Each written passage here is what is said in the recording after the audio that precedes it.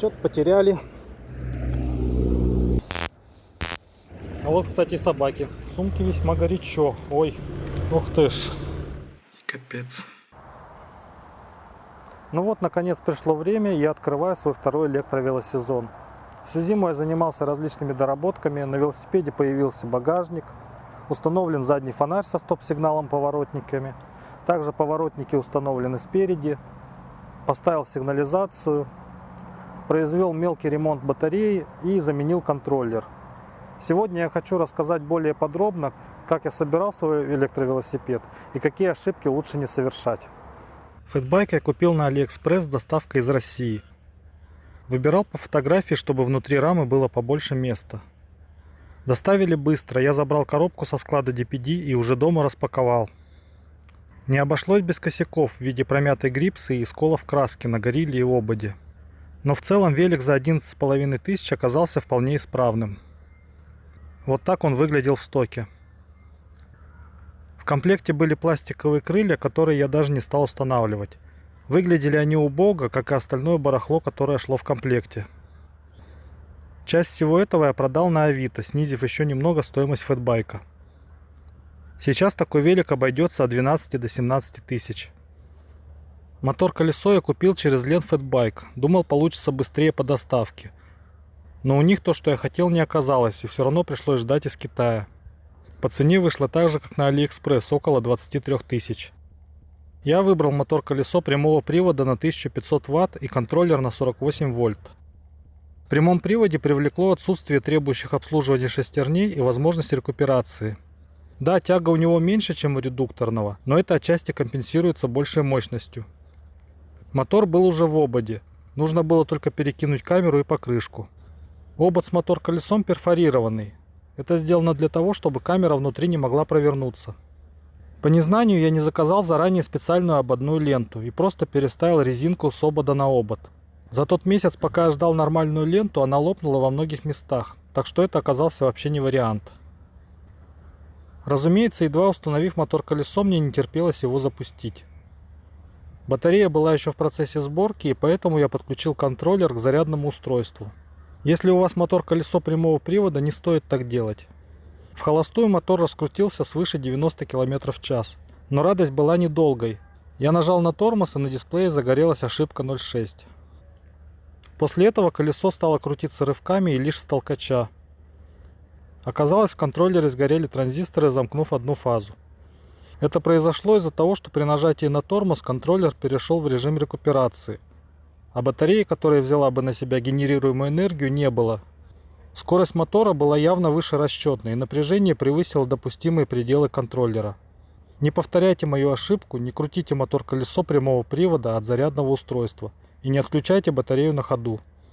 У меня сгорела всего пара транзисторов, ждать с Китая не хотелось. Я заказал почти аналоги в чип и дипе. После замены контроллер снова заработал нормально, но, увы, совсем недолго. Выехал покататься. Вот, хорошо, недалеко отъехал от дома. Короче, батарея показывает, точнее БМС на батарее показывает, что короткое замыкание. Вот, что-то случилось с контроллером. Естественно, ничего не работает, потому что нагрузка автоматически отключается при коротком замыкании. Из-за того, что мотор-колесо у меня прямого привода, оно работает в режиме генератора, а учитывая то, что в контроллере произошло замыкание, то ехать совершенно невозможно. То есть фазы получились, что замкнуты. И я сейчас вот возите с собой ключи. И все, что у меня есть, это вот это. И вот так вот я откручиваю гайки. Гайки затянуты очень хорошо. Ну вот одну мне уже удалось сначала расшатать, а потом открутить. Сейчас перехожу к следующей. То есть две фазы откручу и смогу нормально доехать на педалях до дома. Потом разберу, посмотрю, что там случилось. Ну вот, похоже, бахнуло тут нехило. Как раз те транзисторы, которые уже были заменены. Притом были заменены на аналоги, так как вот этих вот которые стоят КС-150, их не нашлось. Надо было заказывать, и в чип и дипе я купил другие. Даже где-то 10 км в час не ехал, потихонечку объезжал лужу. И вот нажал на тормоз. И капец. И я решил заказать уже новый, так как не факт, что транзисторы для ремонта с Китая пришли бы оригинальные. Был риск потерять столько времени, что лето закончится. С новым еще не ремонтированным контроллером максимальная скорость немного выросла, хотя я даже не стал менять в нем силовые провода и разъем на более мощные. Обязательно нужно усилить дропаут с двух сторон, иначе мощный мотор разобьет их и ось колеса станет проворачиваться. В комплекте с таким усилителем идет хомутик для закрепления рычага через вот эту длинную прорезь. Но думаю, надежнее прикрутить вот так, если такое возможно. Отверстие не сверлил, как-то само так совпало все и подошло. Усилитель дропаута стоит примерно 700 рублей. Тормоза были хоть и дисковые, но слабые. Натяжка тросика абсолютно не помогала. Установил гидравлические, это совсем другое дело. Сейчас диски стоят 160 мм. Тормозят хорошо, но быстро нагреваются, особенно на спусках. Мне уже пришли с Китая вот такие диски на 203 мм и адаптеры для их установки. Пока не установил, так как на эту тему собираюсь снять отдельное видео. Гидравлические тормоза на оба колеса стоят примерно 3200. Проблема возникла с установкой пас-датчика. Он нужен для системы ассистент, чтобы контроллер видел, с какой скоростью я кручу педали и нужную мощность подавал на мотор. Это очень удобная вещь, позволяет легко преодолевать подъемы и вообще долго ехать в быстром темпе, не особо напрягая ноги. Датчик был в комплекте с мотором. Проблема же у меня возникла со снятием шатуна. Молотком аккуратно выбить не удалось, купил специальный съемник. Но оказалось, там резьбы 3 витка, и он просто выпал, сорвав резьбу и мои планы. Так что для установки датчика пришлось обратиться в веломастерскую. Контроллер разместил в сумке, которая была в комплекте с мотор-колесом. В прошлом сезоне я не заметил критичного нагрева от такого расположения. Сегодня на улице лето, и я собираюсь спирометром поизмерять температуру в процессе поездки. Седло заменил на более широкое. Оно само мягкое, но пружины жесткие. Удобнее, чем то, что на нем было. Такая сидушка стоит около 2000. Для установки багажника я не стал использовать вот такие сборные палочки, идущие в комплекте. Удалось подобрать подходящие из деталей спутниковых антенн. Они были серые, я просто покрасил их из баллончика в черный. Багажник спокойно выдерживает мой вес, почти 90 кг. Еще к нему взял вот такую сидушку со спинкой, но пока не ставил. Такой багажник сейчас стоит около 1500. Сидушка со спинкой стоит около 1000 рублей. Задний фонарь работает в режиме габарита, стоп-сигнала и указателя поворота. Рассчитан на 12 вольт, поэтому на электровелосипеде нужно использовать понижающий преобразователь. Я выпаял из него только белые светодиоды для подсветки номера. Указатели поворота в нем сами по себе не мигают. Для мигания нужна вот такая простая штука, которая ставится в разрыв провода. Очень удачно удалось разместить фонарь на багажнике. Такой фонарь стоит 845 рублей и 66 рублей мигалка. Установил алюминиевые полноразмерные крылья. Пришлось вот здесь просверлить заднее крыло для установки дополнительного уголка крепления. А внизу вот так подогнать его поближе к колесу. Я вот не могу понять тех, кто ездит на велосипеде без крыльев. Хорошо, когда сухо, а если вдруг лужа или грязь? Комплект таких крыльев стоит около 3500. Но поверьте, это стоит того. Всю проводку уложил в гофру с разрезом. Такие продаются в любом магазине автозвука. Закрепил широкими стяжками к раме. В этой сумке у меня находится батарея 13S9P на 48 вольт 25 ампер-часов. Батарею я собирал сам из аккумуляторов 18650. Про это на канале уже есть отдельное видео. Я потратил на сборку батареи примерно 16 тысяч. Аналогичная готовая батарея обойдется в 26 тысяч. Еще в этой сумке нашлось место для блока сигнализации. Эта сигнализация единственное, что имеет на моем фэтбайке автономное питание от своих батареек. Она реагирует на удары и даже на небольшие касания. Первое срабатывание предупреждающее, при повторном уже начинает орать. Была укомплектована двумя такими брелками. К сожалению, брелки без обратной связи. Сигнализация стоит 950 рублей.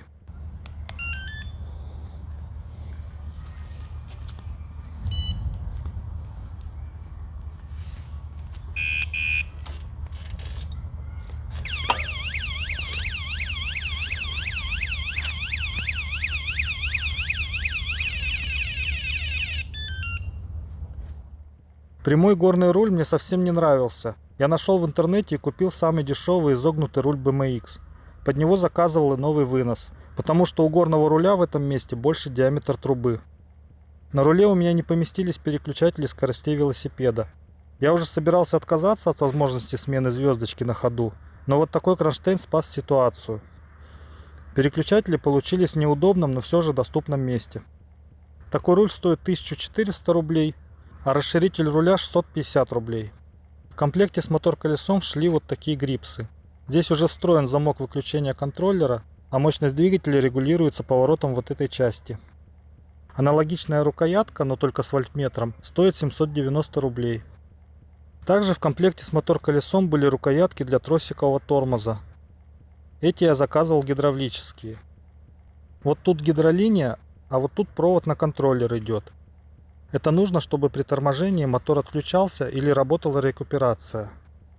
Чтобы не колхозить к рукояткам сюда кнопочки, нужно брать сразу вот такие с проводами от рукояток, специально предназначенные для электровелосипеда. Изначально на велосипеде монетки были встроены в рукоятки, поэтому пришлось заказать их отдельно. Монетки обошлись мне в 1600 рублей. Эти зеркала мне изначально показались ненадежными, думал еще закажу потом другие для сравнения. Но на практике оказалось, что если их хорошо затянуть, то они совсем не сбиваются на ходу, и обзор хороший получился. Комплект зеркал стоит 585 рублей. Держатель для телефона очень надежный, держит телефон по всем углам и на ходу не разбалтывается. Вывел сюда еще провод для зарядки телефона от понижающего преобразователя.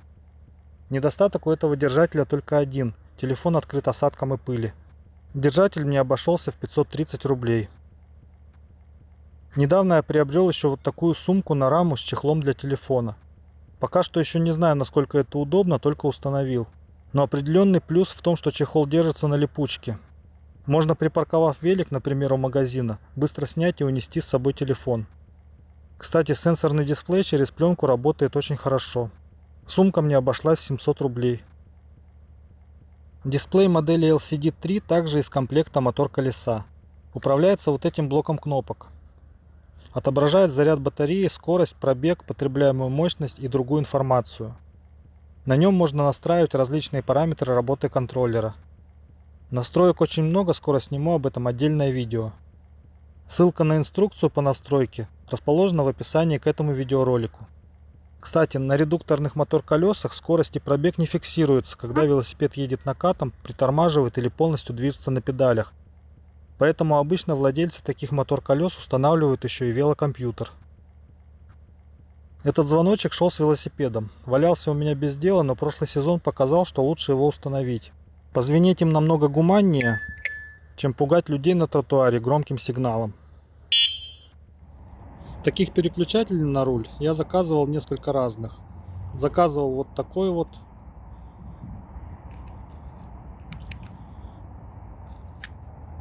Вот такой, тоже широкий. И даже вот такой, но это уже совсем большой. Здесь что хорошо, на нем автоматически можно выключать поворотники, просто нажав сюда. Но на руле он тоже не поместился. Мне больше понравился вот такой. Он занимает минимум места на руле и хорошо вписался с другим оборудованием. Изначально у меня вот эта кнопка включала велофару, а этот переключатель предназначен для указателя поворота. Но, как показала практика, очень сложно на ходу вернуть переключатель в среднее положение, чтобы выключить поворотники. Так что теперь у меня эта кнопка включает и выключает поворотники. Переключатель же задает направление, левый или правый. А включение велофары сделал через пульт контроллера, нажатием и удержанием кнопки вверх. Это штатная функция контроллера, ничего переделывать не пришлось. Звуковой сигнал также остался на зеленой кнопке.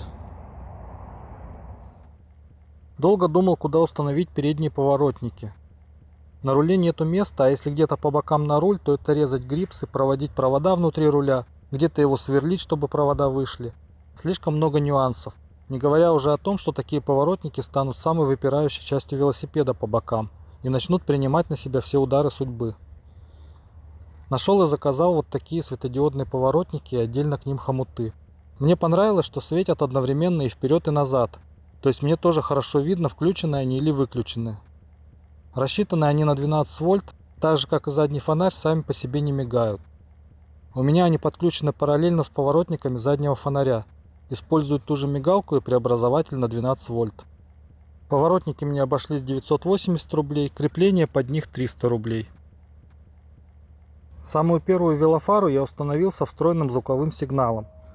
Она работает в очень широком диапазоне напряжения от 12 до 80 вольт. Можно спокойно подключать напрямую к батарее. Светит далеко, но достаточно узкий пучок света. Сейчас ее стоимость 880 рублей. Вот этот экземпляр поинтереснее. На этой велофаре два сверхярких светодиода, один из них с рассеивателем. Имеется 3 режима яркости и режим мигания. За счет рассеивателя велофара хорошо освещает дорогу и вдали, и вблизи. Она стоит в районе 840 рублей. И это тоже со сверхяркими светодиодами. Также имеется 3 режима яркости и мигания. Светит очень хорошо. Видно, что есть какие-то рассеивающие свет линзы. Питается от USB 5 вольт. Мне понравилось непростое крепление на тугой резинке. При езде не сбивается, а при необходимости легко отрегулировать направление света. Этот фонарь стоит 680 рублей. Сегодня, когда стемнеет, я продемонстрирую, как все эти велофары светят. В этой сумке расположен контроллер мотор-колеса. Сумка была в комплекте. В нее я поместил все провода и преобразователи напряжения. Вот этот на 9 вольт для велофары, который я по ошибке заказал не USB версию. Здесь в коробке у меня расположен преобразователь на 12 вольт, мигающий прерыватель для поворотников и пара сдвоенных транзисторов для работы стоп-сигнала и габаритов. Если интересуют схемы и подробности подключения, напишите в комментариях, и я сниму про это видео. Там вот под контроллером еще преобразователь с USB выходом для зарядки смартфона. Все преобразователи подключены через предохранитель. Один преобразователь питания на 5 вольт с USB выходом стоит 670 рублей. Обратите внимание, преобразователь должен быть напряжением не ниже, чем ваша батарея. У меня стоит на 72 вольта максимально, батарея на 48. Но полностью заряженная батарея 54 вольта. Поэтому вот такой преобразователь уже не подойдет. Заказывайте с запасом. Изначально мотор-колесо подключалось 3 проводами через вот такую вот колодку. Я заменил на вот такой вот разъем MR60. У него есть колпачок, чтобы закрыть соединение вот здесь проводов. И наоборот его никак не вставишь. Еще есть вот такие вот разъемы. Тоже с колпачками. Для удобства из труб от торгового оборудования я собрал вот такую стойку для заднего колеса. С ее помощью мне было удобно, не переворачивая велосипед, погонять мотор-колесо, настроить передачи и отрегулировать тормоза. В прошлом году у меня не было велошлема. Кататься было на скорости не очень комфортно, особенно в лесу. Теперь у меня есть целых 2. Я специально заказал разные, чтобы посмотреть, какой из них мне больше понравится. Вот этот легкий велосипедный.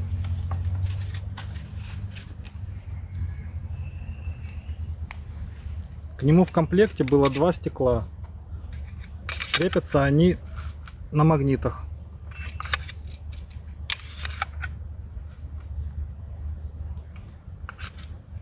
Шлем достаточно хорошо проветривается, очень легкий. Но где-то катаясь на скорости в лесу, вполне можно наесться комаров. Вот этот закрытый.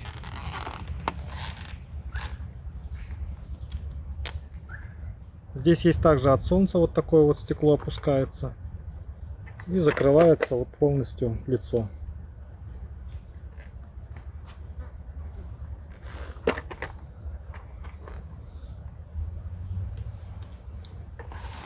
Достаточно удобный, но я пожалел, что не заказал белого цвета. Потому что сейчас летом в нем очень жарко. В прошлый раз тестирование максимальной скорости я проводил не с полной мощностью. Нашел такую настройку в контроллере, которая позволяет регулировать саму мощность. По умолчанию там стояло 90% от максимальной. Кто не помнит, как зайти в настройки контроллера, нужно его включить. Сразу же нажать кнопки вверх и низ. Начинают мигать вот эти параметры. Это вот установка максимальной скорости. Переключение идет нажатием на кнопку выключения однократным. Диаметр колеса, километры или мили, это нам ничего не надо. Перестала мигать, нажимаем еще раз две кнопки. Попадаю в настройки с параметров с префиксом P. Нам это тоже не надо.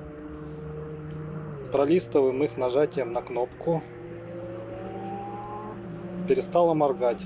Снова нажимаем кнопки вверх и вниз одновременно. И вот здесь нам нужен параметр C5. Вот он, я его нашел. Восьмерка — это означает 90% от максимальной мощности. Сейчас я поставлю на десятку и совершу заезд. Чтобы выйти из настроек, нужно нажать и удерживать кнопку выключения. Ну что, поехали.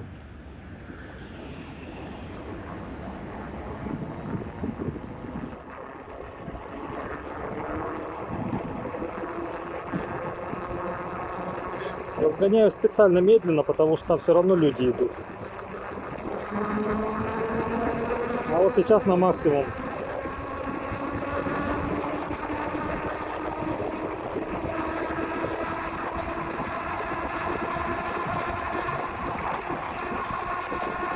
Ну, почти 2000 ватт.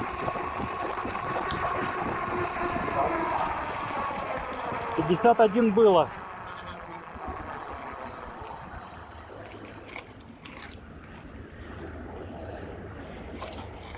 Сейчас развернусь, поеду в обратную сторону. Полный газ.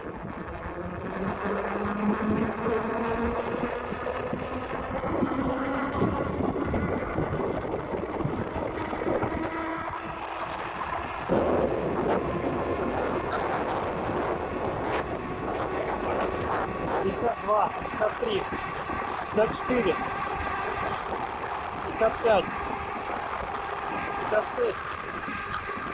Поворот. Тормозим.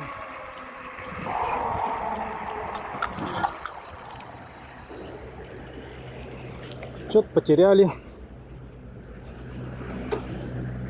Телефон.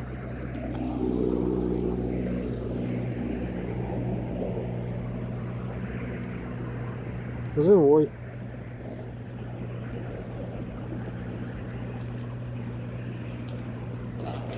Забыл застегнуть сумку. Ну что, еще разок. Сейчас там проедут. Полный газ.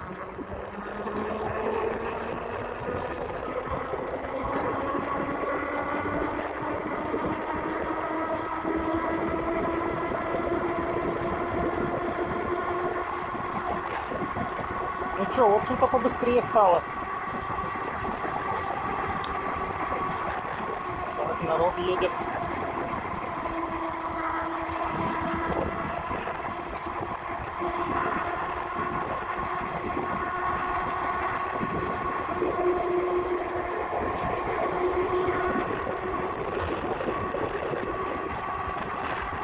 GPS видно, что почти соответствует.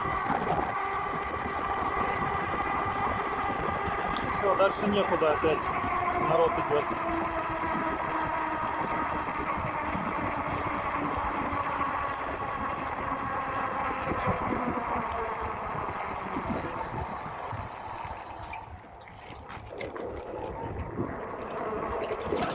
Программа Smart BMS показывает там до 50 ампер практически потребление.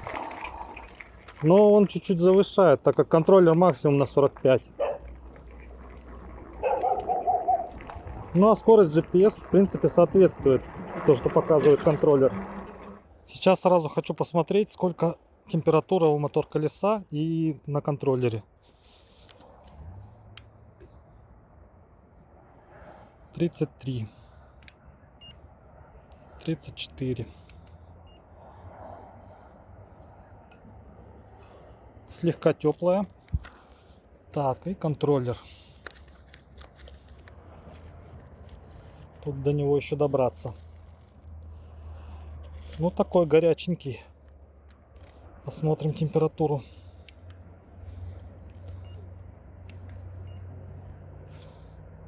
48. Ну, даже вот 49. Ну, вообще ехал я достаточно непродолжительно с такой скоростью. И обычно я с такой скоростью не катаюсь. Так что в процессе покатушек сегодняшних еще померю, какая будет температура. Так.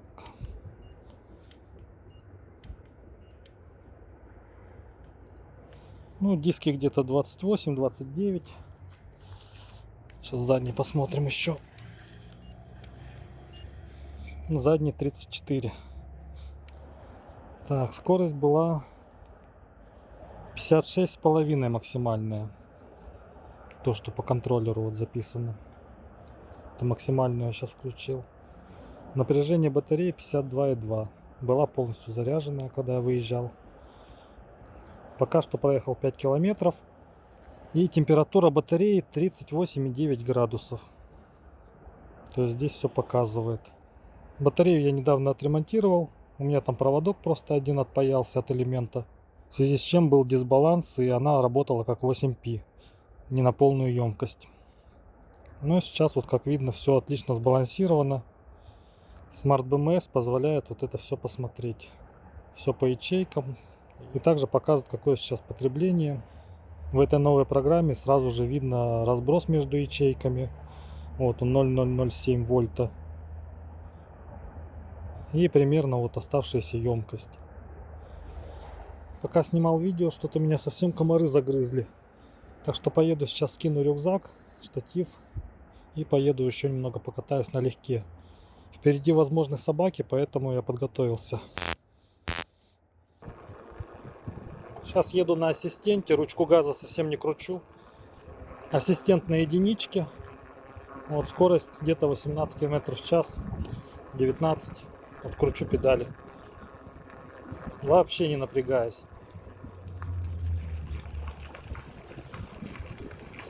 Ну классно же. Сейчас посмотрим, нападут в этот раз собаки или нет.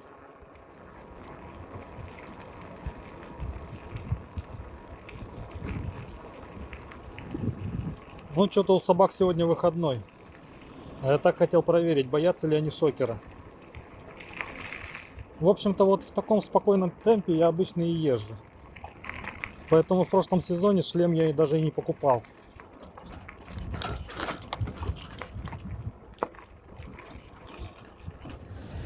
Сейчас надо будет побыстрее.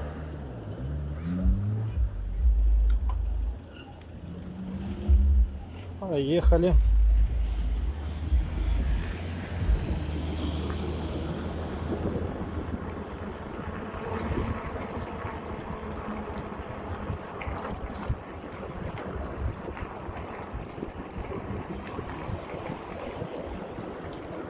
Собственно, вот почему замеры скорости я делаю на велодорожке. А вот, кстати, собаки. Ах ты, блин, боятся. Надо из шокера сделать велошокер. Встроить его куда-нибудь на велосипед, вывести отдельную кнопку. И, может быть, даже подключить параллельно со звуковым сигналом. Чтобы и сигналить, и одновременно шокер трещал. Все, профит. Раз собаки такого боятся, значит будем делать. А то фонарик так под рукой не очень удобно держать все время.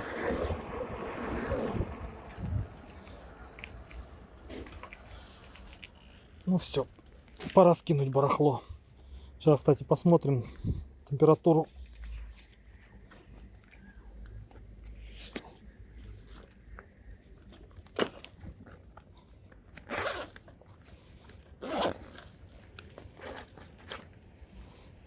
Выключить его надо, то долбанет.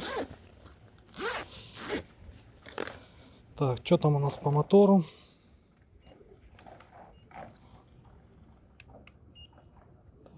29. Так, и что там у нас по контроллеру? Так, снова до него добраться. —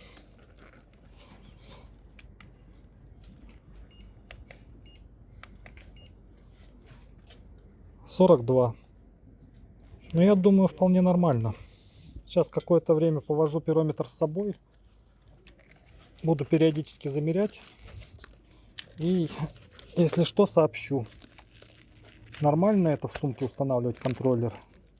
Или это фигня полная? Но мне больше нравится в сумке, более эстетичный вид, ну, на мой взгляд.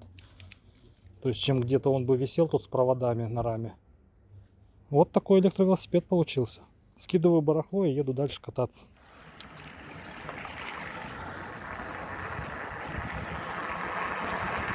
Да, с поворотниками удобнее. То есть как-то уже едешь по-нормальному, сразу показываешь, что ты хочешь, куда ты хочешь. Да уж, дороги оставляют желать лучшего.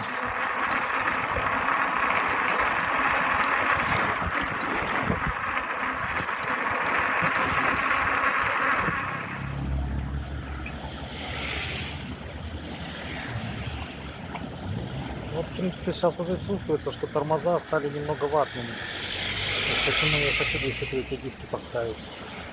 Пару кварталов проехал, разогнался, затормозил. Все, уже тормоза не те.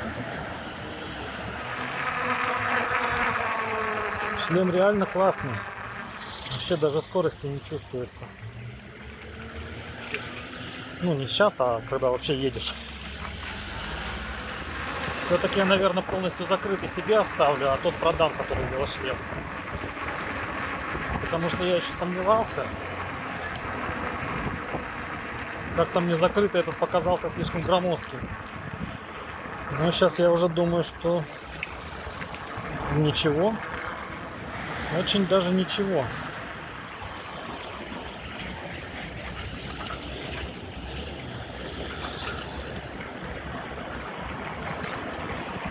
Вообще, чем мне нравится фэтбайк, что здесь вот такие колеса мощные. Нормально все по бордюрам едет. Не надо даже ничего никуда подпрыгивать, запрыгивать. Просто едешь и все. А уж по песку, как он идет, это вообще песня просто. В общем, фэтбайк — это велосипед-джип, внедорожник. Сколько такой стоит, да? 90 потратил. 90 тысяч? Ну да.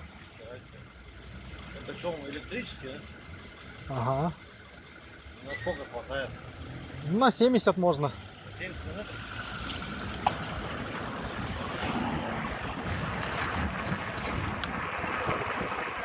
Периодически пугаю людей ценами.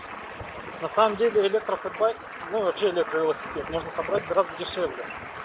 Это просто я собрал дороже, потому что заморочился. А так на самом деле, вот если это все не нужно, то это недорого.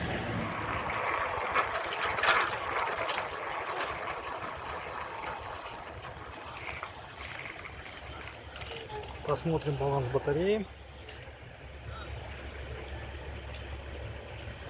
Ну идеально же.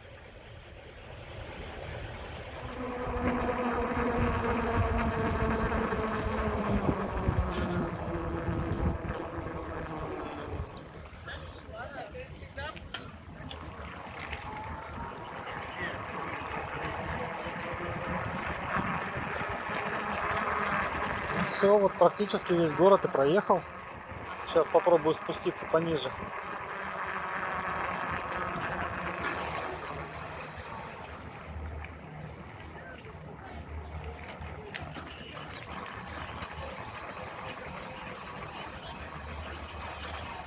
На таких небольших спусках рекуперация не работает, потому что надо минимум до 20 км в час разогнаться, ну, чтобы она заработала.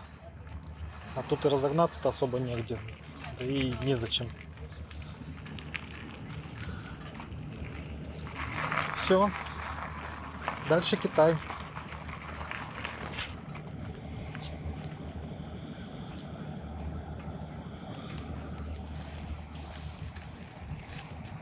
Город кончился.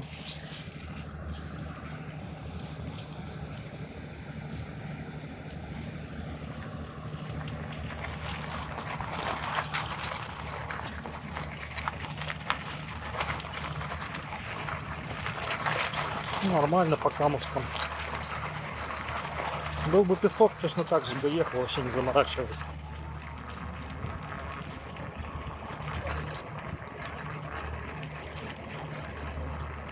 Сейчас на горочку. Поехали. Сейчас на моторе только еду.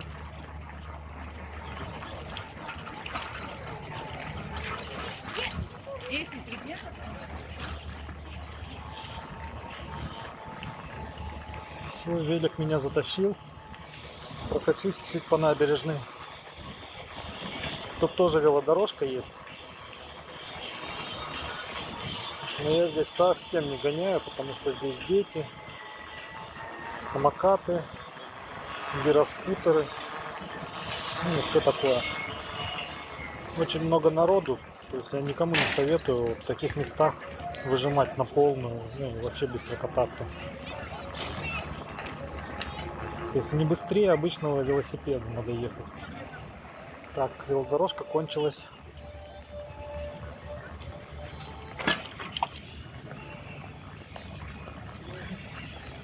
Все, крутя педали в режиме велосипедиста со скоростью пешехода. Это вот так у нас карантин закончился, все.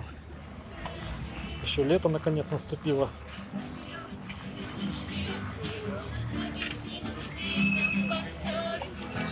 Первый раз за месяц хоть 30 градусов. И так вот при такой езде неспешной, где-то порядка 100 ватт потребляет мотор. Ну, здесь вот показывает 3 ампера, но опять-таки он завышает, то есть может быть реально 2,5 где-то. В общем, можно очень долго так кататься. Ну, 70 километров я проезжал. У меня еще батарея была не отремонтирована. По факту батарея работала не как 9P, а 8P. То есть емкость была снижена. Это все из-за того, что когда я собирал ее, я не заметил, что у меня один аккумулятор отпаялся. И, в общем-то, вот так вот весь сезон я отъездил. Уже зимой это все устранил. Ну, БМС-ка, конечно, молодец. То есть этот дисбаланс вообще это нормально устраняло. Тут вот корабль у нас такой, катер. Город так-то пограничный. Так, вот еще одна велодорожка. Ну, весьма условная. Хотя и там тоже люди ходят. Хотя велосипед нарисован, что только для велосипедов вроде как. Тротуар он справа, слева. Так что здесь чуть-чуть поднажму, чтобы побыстрее уже до конца набережной доехать.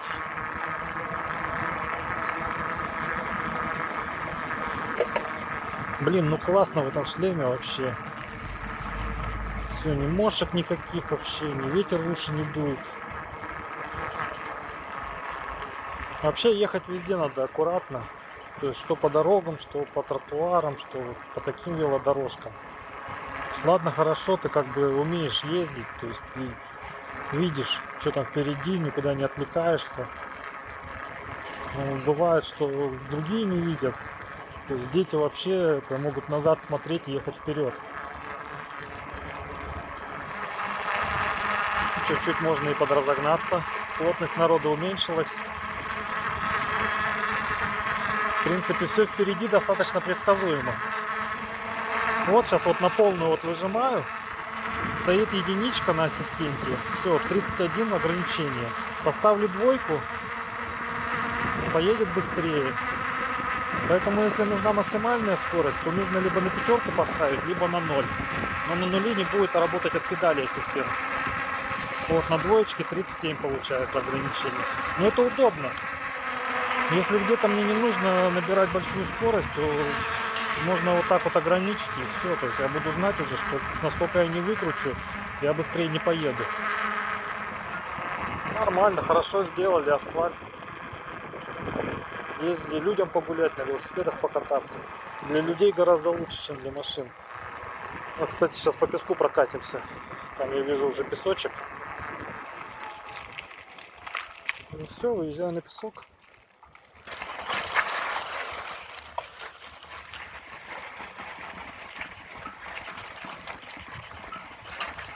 Ну, нормально.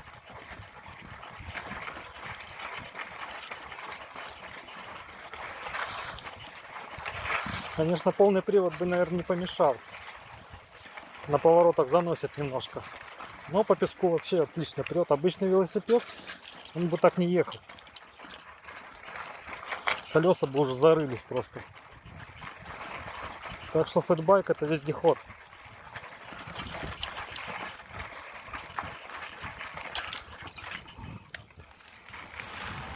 Отъеду сейчас куда-нибудь в сторонку. Надо посмотреть, сколько там аккумулятор остался в телефоне. Начал ехать, 30% уже было. А еще надо дождаться, когда стемнеет, чтобы показать, как мои фонари светят. А вот здесь припаркуюсь. Ну, на телефоне у меня где-то 19% осталось.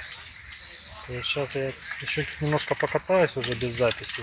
Подожду, пока стемнеет получше. Ну, потом уже поеду в место, где нету фонарей. Вот, хочу показать, как у меня эти велофары светят. Вот, так что такие дела, блин. Классно, классно, наконец выехал. Ну еще хотел сказать, предвосхищает опять вопрос, почему я не заряжу этот телефон, почему я так переживаю за его заряд. Все просто. Новый телефон с USB Type-C. И у меня такого шнура просто нет с собой. То есть то, что у меня выходит здесь на руле, это под обычную Android зарядку. Вот, он у меня сейчас подключен просто вот к этому телефону, который показывает мне данный Smart BMS. Кстати, то, что я перенес Bluetooth батареи в другое место, то есть все, перестал, видимо, там пропадать контакт там, или что там было. Ну, в общем, теперь в процессе езды, вот я даже по кочкам ездил, ничего не пропадает, связь не теряется с BMS-кой. То есть Bluetooth отлично стал работать. 16 километров сегодня уже проехал. Но это когда покатаешься, почему-то на 0 он не сбрасывается. На 12 застывает, но это не значит, что какой-то расход там идет на мотор. То есть мотор сейчас ничего не потребляет, то есть я стою на месте просто. Вот, батарейка 49,5. Здесь, в принципе, тоже вот это показывает 49,5. Разброс между элементами, ну посмотрите, идеальный. Так что смотрите на моем канале видео про сборку батареи.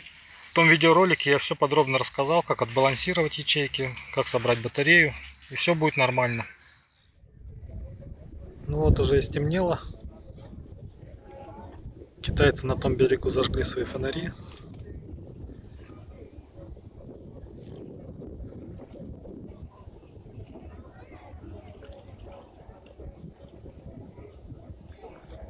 Сейчас поеду зажигать свои.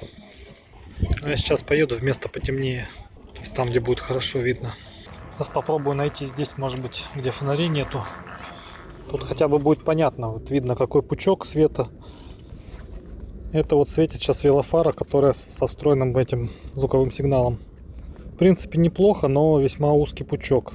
Она больше дальнобойная. Сейчас для чистоты эксперимента выключу велофару. Так, включаем вот этот средний фонарь с рассеивателем. Вот видно даже по стенке, что он светит еще и по бокам. Так, выключаем. И вот этот верхний вот еще у меня есть. Тут тоже 3 режима яркости. Вот так вот самый яркий. Его легко регулировать, потому что он на резинке там держится. И тоже видно, что там стоят линзы. И поэтому у него пучок света чуть-чуть вот расходится.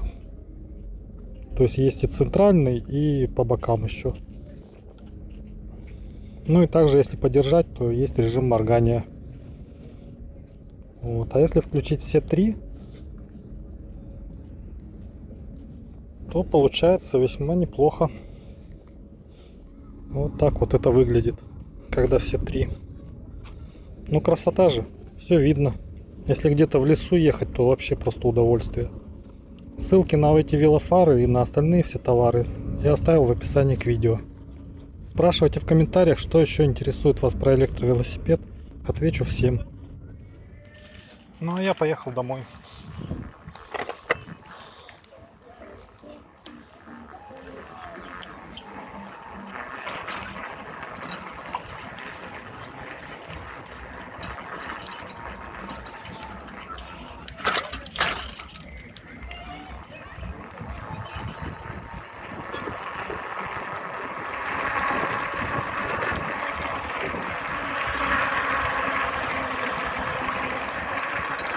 Сейчас налево буду поворачивать. Вот, включился.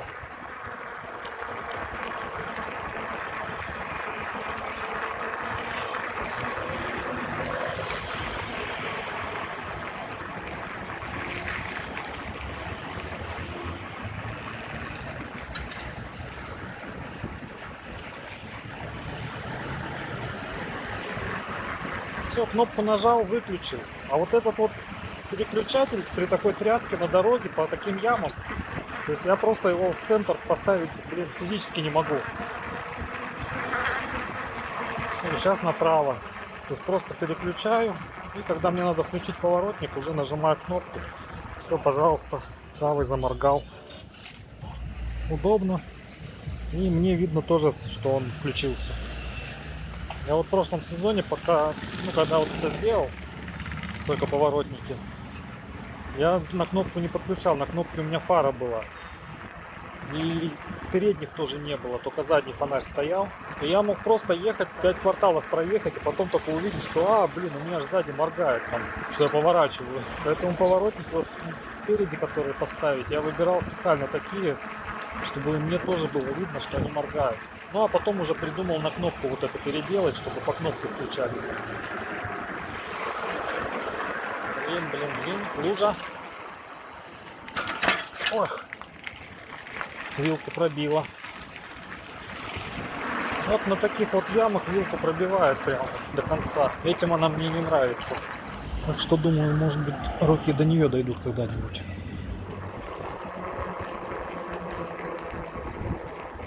Так, ну вот я сейчас проехал где-то порядка 10 километров без остановки. Посмотрим температуру. Начало мотора.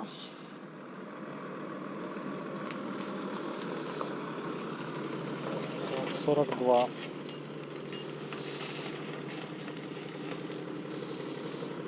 $44. Ну так, тепленький, но не обжигает.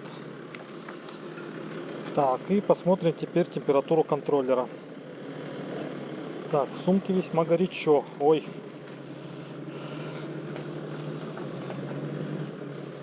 В сумке горячо. Ух ты ж. Сколько у нас там? 64 градуса.